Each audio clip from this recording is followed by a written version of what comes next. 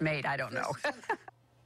Anyway, today in National Journal, Ron Fournier gets even more serious about Hillary in 2016 with an article laid out as a memo with advice he called, he said, from interviews with people close to Hillary Clinton who spoke on the condition of keeping their names out of it. Here's the consensus of opinion, he said.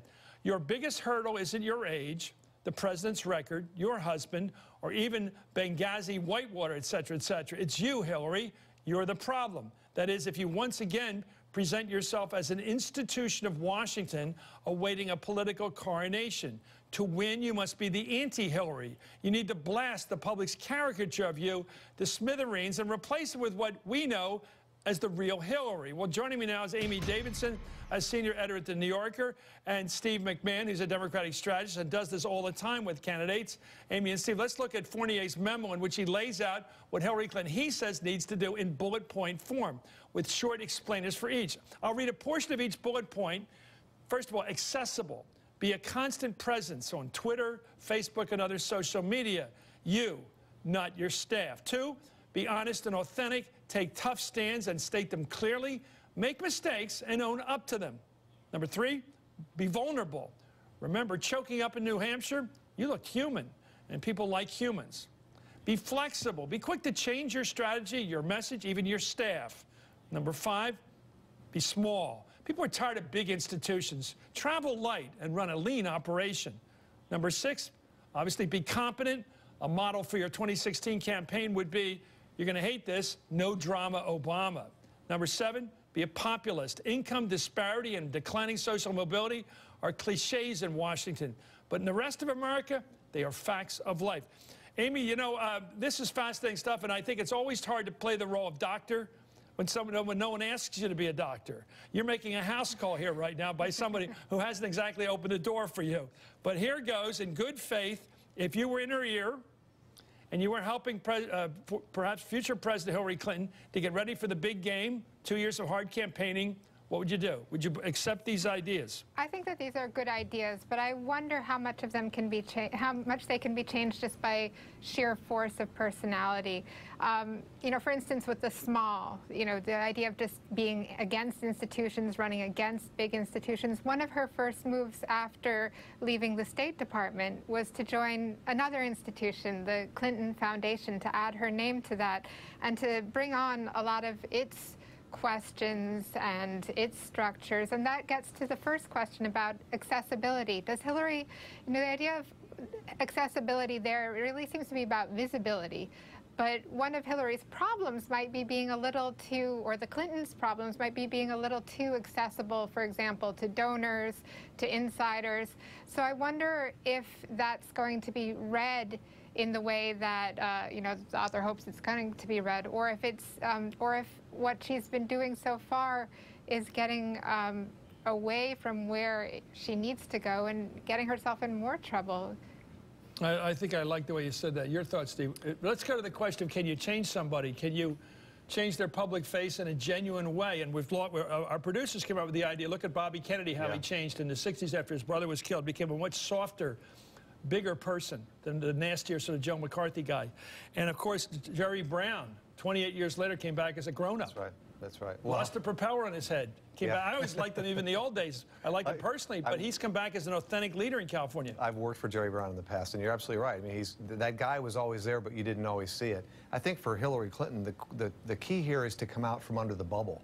And if you think about every problem that she's had, whether it was her 2008 campaign, where she was in a bubble that was and surrounded by all the old operatives from the Clinton years, or the accessibility or lack of accessibility, it all comes from the same thing. It's being in the bubble. I think that Ron Fournier, who you know, came to Washington with the Clintons. He was the Associated Press reporter in Arkansas, so he knows her better than any reporter, is giving good, sound advice here. I'm not sure about the populism, because populism can often turn to sounding too angry, and coming from a woman. I agree with that. Coming from a woman, it's especially dangerous. Well, let's talk about it and pull out the, Amy, let's pull out the gender part of this, because it always gets tricky, especially for Steve and I, to be males talking about this. But I do think we are in a totally different environment than we were in, say, the 60s, 70s, even the 80s, where there was a fight going on. There were fights like the Vietnam War and things like that. If you come out there as a fighter and try to yell above the applause lines like the Clintons do, and of course Hubert Humphrey used to do it. And I'm telling you, it's time for a change. And I think it's, you know, that Nixon used to do that climbing above the applause to make an even higher point. I don't think people want that because they look at people like Cruz and Rand Paul. They may be the political rivals, but they're not big enough to yell about. I think the country wants performance. It wants effectiveness. It wants to have a more confident look at the future. It doesn't want more political fisticuffs. I don't think. It may be different in 2 years. Your thoughts? I think that I have to disagree a little bit about inequality and populism. I do think that that's an important issue for her. Who said you disagree with that? I didn't disagree. Yeah. Oh, no. But with the Who idea, are you fighting with? I think that the idea that a woman Who are you fighting with? Wait a minute. Nobody said we're not pushing populism because that's one of the memo points here. Who are you arguing with right now? Just with the idea that for a woman that it would sound too angry coming out. No, I didn't say that. I said that I don't think the times. Well, tell me I'm wrong.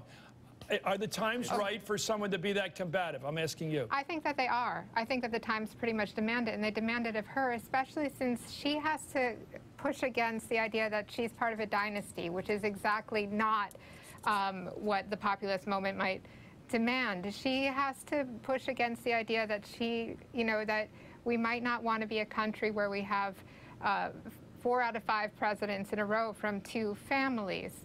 And she also has to break away from the idea that she and her husband have become too associated with Wall Street, with money, with everybody who's helped them do good things with the Clinton Foundation, but that those relationships might not help in a Democratic primary and a real campaign, especially in one in which she wants to show who she is, if she can. I agree with that. Look at that. Former Montana Governor Brian Schweitzer just said he took a swipe at the Hillary Clinton concept in an interview that will air next week on Iowa Public Television. Iowa Public Radio reporter O.K. Henderson reports that Schweitzer said, quote, "We're a democracy and we don't just choose the royal families. Gosh, we had Bush, Bush, Bush, and Clinton, Clinton, and now we're talking about a Bush or a Clinton again. And I think in America, we're always looking for leadership that takes us to the future, and we're not often looking in the rear-view mirror for our leadership."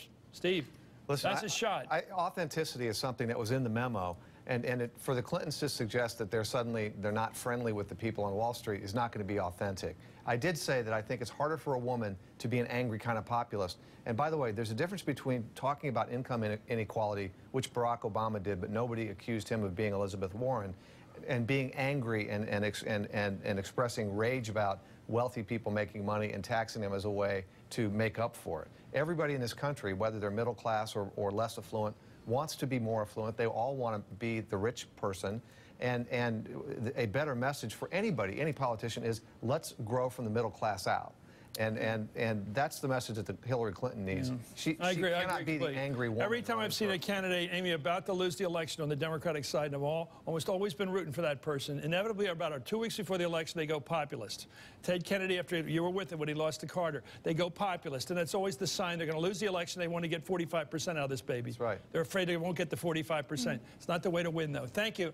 The message is right. Sometimes it's the clamor. It's attractive. Thank you, Amy Davidson. Thank you so much for your thinking here. Steve McMahon as well. Up next, the EPA employee who convinced his bosses he wasn't showing up for the job even because he was on a mission for the CIA. How'd this guy do this? Convinced bosses for 2.5 years he had other things to be doing for the country without any documentation, apparently. Anyway, this is Hardball, the place for politics.